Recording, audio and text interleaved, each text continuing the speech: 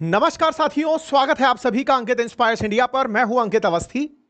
आज 13 जून की सुबह सुबह कुछ ऐसी तस्वीरें आपके सामने सरफेस होना शुरू हुई जिससे फिर एक बार खाड़ी में यानी मिडिल ईस्ट के अंदर युद्ध की चिंताओं ने अपनी तरफ से डेरा डालना शुरू कर दिया है। साथियों, कुछ तस्वीरें हैं जो आज सुबह की हैं। इन तस्वीरों को अगर आप देखें तो ये ईरान के शहर तेहरान में बजते हुए सायरन और उठती हुई धुआं, साथ में अटैक करते हुए मिसाइल्स को यहां देखा जा सकता है। आपके सामने कुछ तस्वीरें हैं जो आज सुबह की हैं, ईरान की राजधानी तेहरान की हैं। कुछ इस तरह से धुएं के गुबार यहां उठ रहे हैं, कुछ बिल्डिंग्स में इस तरह की आग लगी हुई नजर आ रही है। ये सारी दुर्घटना या सारा की सारा ये जो आप नजारा देख रहे हैं, ये एक हमले का है जो कि ईरान के ऊपर इजराइल से किया गया है। इजराइल ने अपने फाइटर जेट्स के माध्यम से इस तरह से यहां पर बड़ी संख्या में मिसाइल के हमले किए हैं और इन मिसाइल हमलों से ईरान में वो सभी ठिकाने जो कि परमाणु हथियार रखने के काम आते थे या फिर जिन जगहों पर परमाणु साइंटिस्ट या फिर ईरान के टॉप सैन्य अधिकारी रहते थे, उन्हें निशाना बनाया गया। एक के बाद हुए इन एक धमाकों ने इस ईरान के टॉप कमांडर्स को खत्म कर दिया है, टॉप साइंटिस्ट को यहां से खत्म करके परमाणु कार्यक्रम से पीछे धकेल दिया है।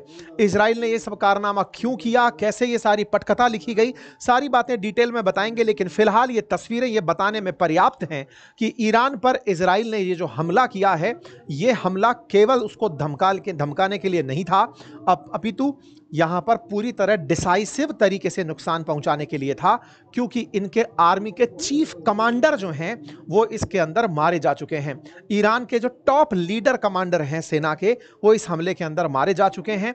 ये तस्वीरें हैं जो बयान करती हैं कि कितना प्रिसीजन से उन बिल्डिंग्स में हमले किए गए जहां पर किसी के पाए जाने की आशंका थी। कहीं कोई वैज्ञानिक निवास कर रहा था, कहीं कोई सैन्य अधिकारी रह रहा था। उन क्षेत्रों को यहां पर टारगेट किया गया है। हाँ जी, बीच में कुछ लाइव स्ट्रीमिंग के दौरान कुछ दिक्कत आई। कुछ इस तरह के नज़ारे देखने को मिले हैं जिसके के अंदर खंडर और उसके बाद बिखरे हुए चीज़ें आपको यहाँ पर दिखाई दे रही हैं। तस्वीरें बयान कर रही हैं कि किस तरह से हमला हुआ है, किस तरह से हमला हुआ, कहाँ हुआ, सारी बातें आज के सेशन में आपको डिटेल से मैं बताने जा रहा हूँ। ये रहा ईरान और ईरान के अंदर दिखाई दे रहा है तेहरान। ईरान है कहाँ? तो पर्शियन गल्फ के उत्तर में, यानी कि फारस की खाड़ी के उत्तर में ईरान स्थित है। कैस्पियन सागर से यह बॉर्डर कनेक्ट करता है, उसके ही नज़दीक तेहरान स्थित है। ईरान और इजराइल की दुश्मनी पुरानी है और इस दुश्मनी का असल आधार केवल यह है कि ईरान न्यूक्लियर वेपन विकसित कर रहा है। इजराइल को लगता है कि वो इस न्यूक्लियर वेपन को सीधा उपयोग में इजराइल पर ही लेगा। इजराइल ईरान की वजह से काफी चिंतित रहता है कि वो इतना सा देश है, किसी भी समय उस पर अगर कोई हमला होगा तो वो पूरी तरह साफ हो जाएगा।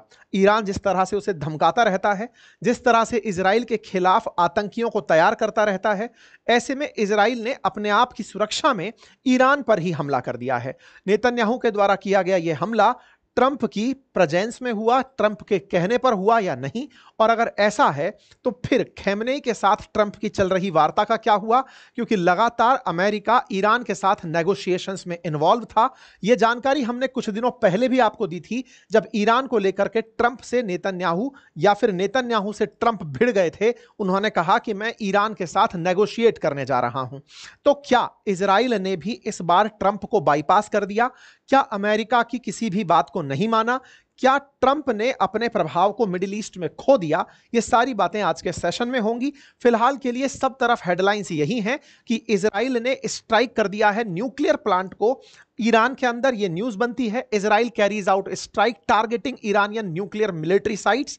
ये हेडिंग है। इसके साथ साथ हेडिंग ये है कि इनके टॉप रेवोल्यूशनरी गार्ड के जो चीफ थे, जिनका नाम हसन सलामी था, जैसे पहले हुसैन सुलेमानी था, कासिम सुलेमानी था, उन्हीं की तरह जो उनके पद पर व्यक्ति था जिनका नाम था हुसैन सलामी, वो इस हमले के अंदर मारे जा चुके हैं। ये यहाँ की फिलहाल हेडलाइंस हैं, कुछ मिनट पहले के ये अपडेट्स हैं। ईरान के रेवोल्यूशनरी गार्ड के चीफ हुसैन सलामी अब नहीं रहे और इस तरह से ये न्यूज़ निकल कर आती है। सारी बातें और डिटेल में बताएंगे, लेकिन बीच में एक क्वाइट अपडेट ये जान लीजिए। और अपडेट ये है कि हमारे एप्लीकेशन अपनी पाठशाला और बातें बाजार की पर हमारे कोर्सेज उपलब्ध हैं जिन्हें आप एक्सेस कर सकते हैं, पोर्टफोलियो बिल्डिंग के लिए हो या फिर स्टॉक में निवेश के लिए या म्यूचुअल फंड में निवेश के लिए। आप बातें बाजार की एप्लीकेशन से कोर्सेज परचेज कर सकते हैं।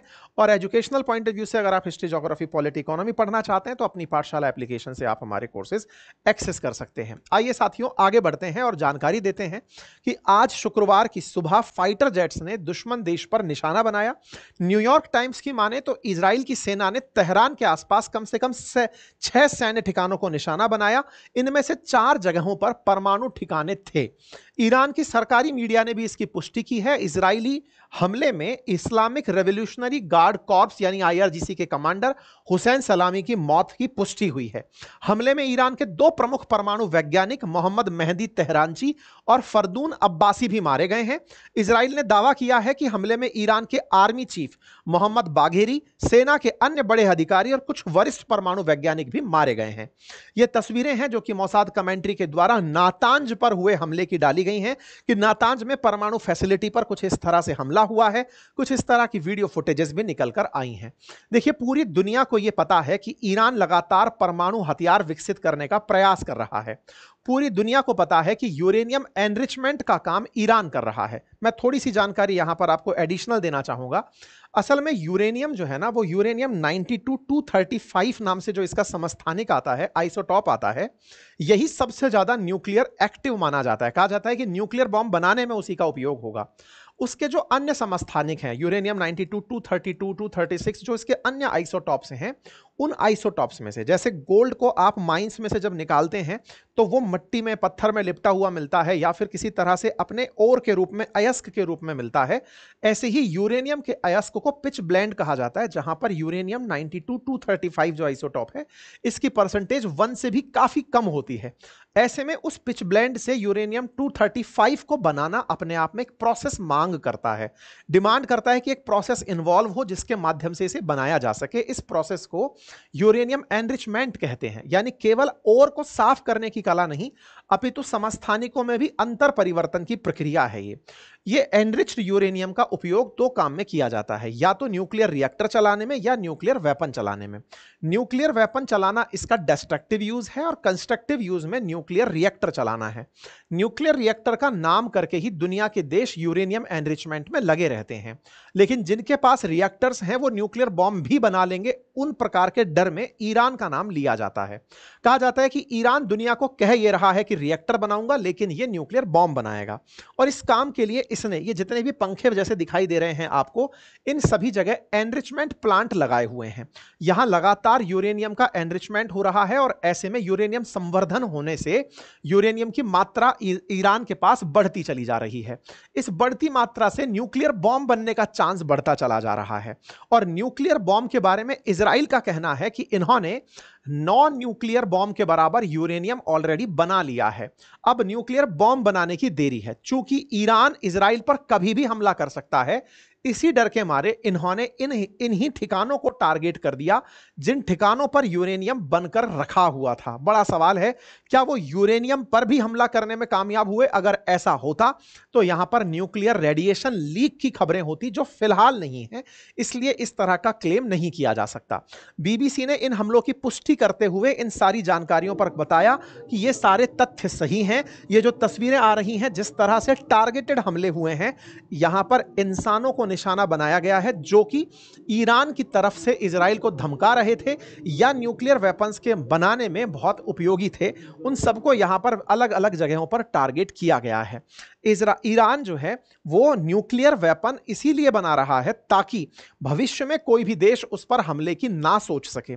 ईरान ने बढ़िया से तैयारी की है इजराइल के खात्मे की। असल मायने में इजराइल को ईरान बिल्कुल पसंद नहीं करता है। खैमनेई के टाइम से, जब खैमनेई पहली बार आए थे, तब से ही इन दोनों के बीच में राइवलरी चली आ रही है। इस राइवलरी पर फिर से एक बार आपके सामने वीडियो प्रोड्यूस कर देंगे, ऑलरेडी हमने डाल रखा है, फिर भी एक बार आपके सामने रीसरफेस कर देंगे कि इन दोनों के बीच असल दुश्मनी क्या है। लेकिन फिर भी फिलहाल के लिए यह जान लीजिए कि इजराइल का डर है कि जैसे हमास को और हिजबुल्लाह को और इधर हूतियों को इन्होंने अपना समर्थन दिया था इजराइल पर हमला करने के लिए, जिस दिन ईरान खुद न्यूक्लियर वेपन बना लिया, ये देखेगा नहीं और सीधा इजराइल पर बम गिराकर उसे हमेशा के लिए समाप्त कर देगा। इजराइल के अंदर बैठे हुए बेंजामिन नेतन्याहू ने बयान देते हुए कहा कि ऑलरेडी यहूदियों ने होलाकास्ट देखा है, ऐसे में अगर फिर से ऐसा कभी न्यूक्लियर बम हम पर गिरता है तो यह हमारे लिए बहुत ही चुनौतीपूर्ण होगा, इससे निपटने की हमें आवश्यकता है। इसी वजह से इन्होंने खुद से डिफेंस में आगे से प्रोएक्टिव अटैक कर दिया है और इन ठिकानों को निशाना बना लिया है। न्यूक्लियर फैसिलिटीज को निशाना बनाया गया, जहां पर यह न्यूक्लियर फैसिलिटीज थी वहां पर यूएस का इंटेल था कि ईरान के अंदर न्यूक्लियर थ्रेट डेवलप हो रही है और उसी थ्रेट पर काम करते हुए अमेरिका लगातार चमक रहा था।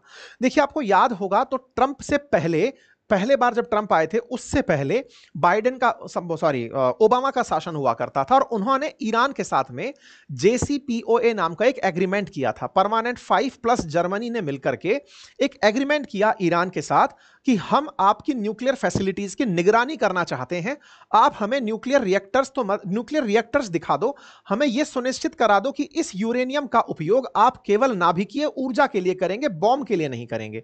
यह काम ओबामा कर गए थे और ईरान को परमिशन दे गए थे, लेकिन जब ट्रंप आए तो उन्होंने ओबामा के इस फैसले को पलटते हुए ईरान पर प्रतिरोध लगाया और काटसा नाम का एक कानून लगा दिया, प्रतिबंध लगा दिए कि ईरान कुछ भी नहीं कर सकता, ना वो रिएक्टर के लिए यूरेनियम बनाएगा ना बॉम्ब के लिए। बॉम्ब तो दूसरी बात है, हम अमेरिका द्वारा किए गए इस एग्रीमेंट को भी नहीं मानते हैं।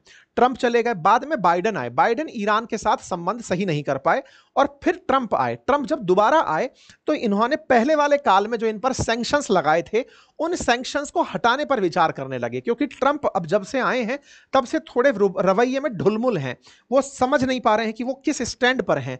पहले चाइना पर प्रतिबंध लगाते हैं फिर हटाते हैं, पहले ईरान पर प्रतिबंध लगाए थे पिछले कार्यकाल में, इस बार ईरान से ही नेगोशिएट कर रहे हैं कि बताओ तुम मुझे क्या दे सकते हो, और ऐसे में इनके नेगोशिएशंस नेतन्याहू को पसंद नहीं आते।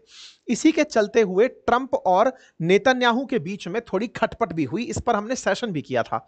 इजराइल को इन्होंने यह कहा कि मैं नेगोशिएशन में इन्वॉल्व हूं, बिल्कुल वैसे ही जैसे भारत पाकिस्तान के बीच मैंने सीज फायर कराया है, ऐसे ही तुम दोनों के बीच में मैं बातचीत कर तो रहा हूं, तुम काहे की चिंता कर रहे हो। यह बोले कि महाराज आप 10 साल पहले की बात कर रहे हैं, तब भी यह बना रहा था, आज भी यह बना रहा है, 10 साल में इसने कितना बना लिया होगा, आप विचार कीजिए।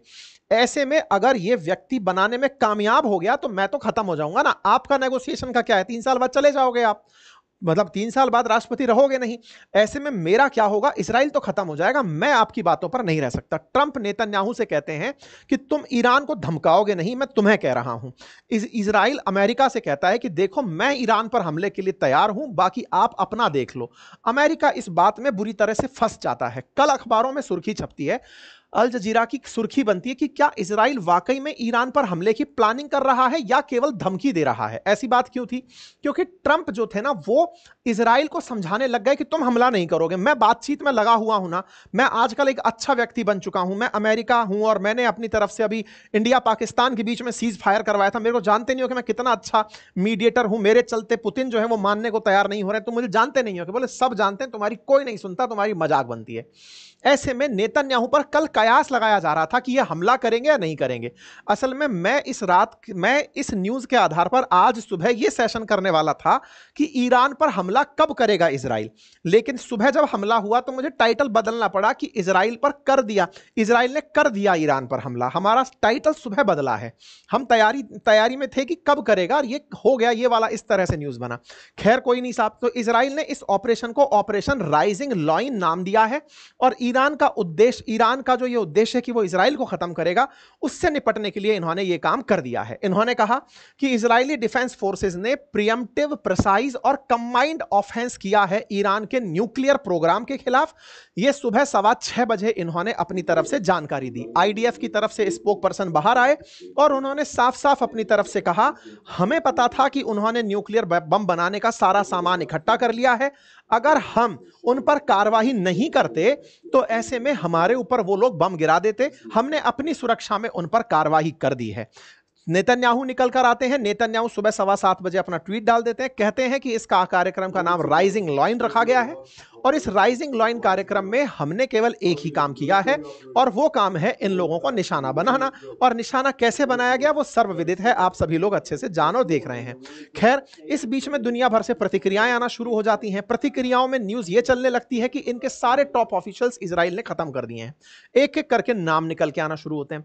ईरान के चीफ ऑफ स्टाफ थे मोहम्मद बाघेरी, इनको एलिमिनेट कर दिया गया है, ये न्यूज निकल कर आती है। ये वो व्यक्ति था जिसको अमेरिका और कनाडा ने प्रतिबंधित किया हुआ था।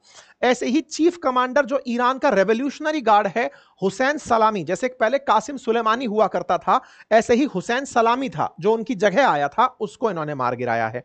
अगर आप तस्वीरों में देखोगे तो अंदाजा लगा दोगे कि ये और ये दोनों एक ही पद पे थे। ये मेजर लेफ्टिनेंट हुआ करते थे, मेजर जनरल हुआ करते थे सेना में, यहां पर रेवोल्यूशनरी गार्ड में। पहले कासिम सुलेमानी को मारा और अब हासिम सलामी को मारा। इस हासिम सलामी को मारने की, आप इसके हासिम सलामी की मतलब व्यक्तित्व को ऐसे पहचान सकते हो कि ये बहुत करीबी आदमी था। मतलब जब भी ईरान की तरफ से कभी कोई धमकी आती थी तो सबसे पहले चर्चाओं में यही आता था, ठीक है साहब। इस तरह से इन्होंने इनको मारा। इस बीच में इन दोनों की क्या बातचीत चली, उस बातचीत का अंदाजा आप इससे लगा सकते हो कि अमेरिका फिर एक बार डर गया। ये कल शाम, सॉरी आज सुबह का ही ट्वीट है, 13 तारीख का ही आज सुबह का ट्वीट है, जिस समय इजराइल कह रहा है कि हमने ईरान पर हमला कर दिया है। आप जानकर सरप्राइज करेंगे कि सेक्रेटरी मार्को रूबियो अमेरिका की तरफ से क्या बोल रहे हैं, पढ़िएगा। Tonight, Israel took unilateral action against Iran. We are not involved in a strike against Iran. हम involved नहीं हैं. And our top priority is protecting American forces in the region. इस क्षेत्र में अमेरिकन्स की सुरक्षा करना हमारी प्रायोरिटी है. Israel advised us that they believe this action was necessary for its self-defense. President Trump and the administration have taken all necessary steps to protect our forces and remain in close contact with our regional partners. Let me be clear. Iran should not target US interest और personnels. यार इससे ज्यादा डर क्या हो सकता है। पता है, कल मैंने एक सेशन किया था जिसमें मैंने आपको यह बताया था अमेरिका कैसे डरा हुआ है, कैसे पाकिस्तान को वो कह रहा है कि हमारा बहुत अच्छा पाकिस्तान मित्र बन गया है, पार्टनर है हमारा। मैंने कल आपको बताया था कि उसने एक आतंकी भेंट किया, उससे अमेरिका खुश हो गया कि हां साहब इन्होंने 13 अमेरिकी मारे थे। अमेरिकियों को लेकर के इतना ज्यादा डरे हुए हैं ट्रंप कि आप सोचें कि एक तरफ 6-15 पर ये लोग कह रहे हैं हमने गोला मारा और ये कह रहे हैं भाई मैं नहीं था इसमें कहीं भी इन्वॉल्व। ऐसा क्यों डर रहे हैं ये? क्योंकि ये ईरान को बता रहे हैं कि गलती से इजराइल का बदला तुम हमसे मत ले लेना, मिडिल ईस्ट में हमारे भी बहुत सारे ठिकाने हैं, पता चले तुम हमारे आदमियों को मारना शुरू कर दिए। ट्रंप इस बार नोबेल शांति पुरस्कार लेने आए हैं।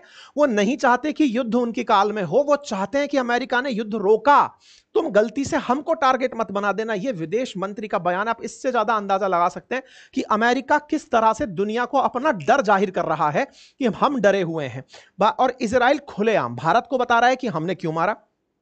इजराइल ने बाकायदा भारत को इन्फॉर्म किया कि देखो साहब बिल्कुल हमको जानकारी लग गई थी। इंटरनेशनल जो एसोसिएशन ऑफ एटॉमिक एनर्जी है उसने जानकारी दी थी, एजेंसी जो इंटरनेशनल एजेंसी है एटॉमिक एनर्जी की, उसने हमें जानकारी दी थी कि इनके पास में ये जानकारी है कि ये न्यूक्लियर बम बनाने वाले, हमने मार दिया इनको।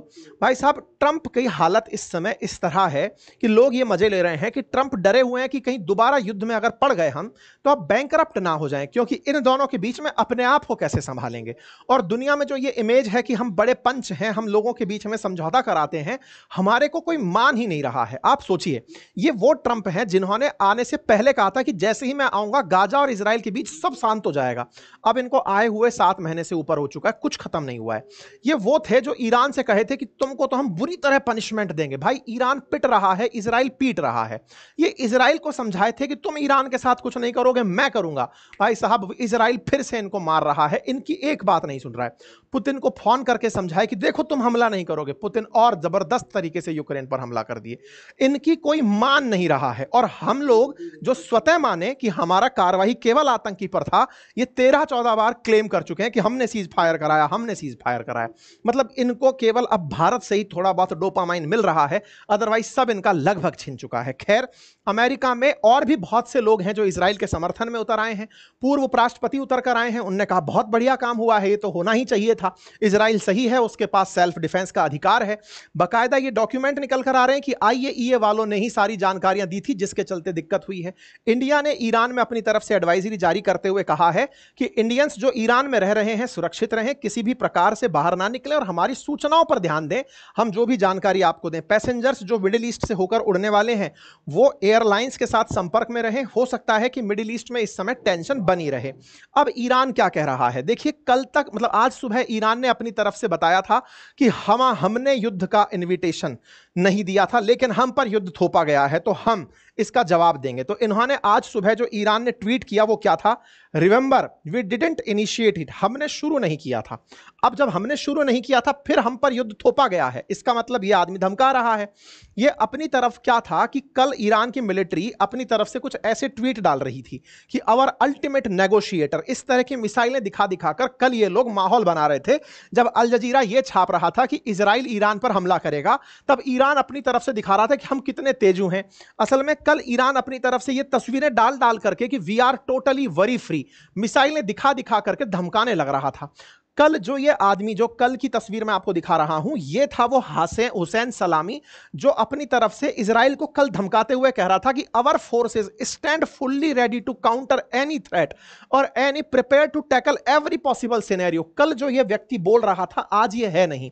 सुबह इसी आदमी को इन्होंने टारगेट कर दिया। ये आईआरजीसी का कमांडर इन चीफ था, इसी को इजराइल ने मार दिया। तो जो व्यक्ति ये कह रहा था कि हम डिफेंस के लिए तैयार हैं, हम किसी भी हमले के लिए तैयार हैं, इजराइल ने उसी को मार दिया।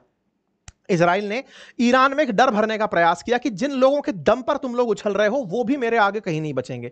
खेमनेई की तरफ से कल भी ट्वीट आ रहे थे और आज भी आ रहे हैं। खेमनेई ने अपनी तरफ से ट्वीट में कहा, हमारे दुश्मन ने हम पर अटैक किया है, several commanders and scientist have been martyred, वो शहीद हो गए हैं। खेमनेई की तरफ से अपनी तरफ से आया कि जियोनिस्ट रेजिम ने हमारे ऊपर अटैक कर दिया है।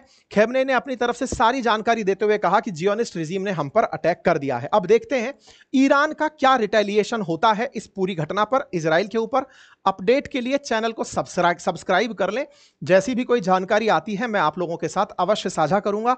आप इस विषय पर क्या सोचते हैं, भारत का स्टैंड क्या होना चाहिए, भारत किस तरह से इस मसले पर इजराइल और ईरान के बीच में अपने आप को रखता है, आप अपनी राय कमेंट बॉक्स में अवश्य रखें। फिलहाल के लिए इतना ही। जानकारी पसंद आई हो तो साथियों से साझा करें, चैनल पर नए हैं तो सब्सक्राइब कर लें। बाकी हमारे कोर्सेज बातें बाजार की एप्लीकेशन और अपनी पाठशाला एप्लीकेशन पर अवश्य जाकर चेक करें। Thank you so much.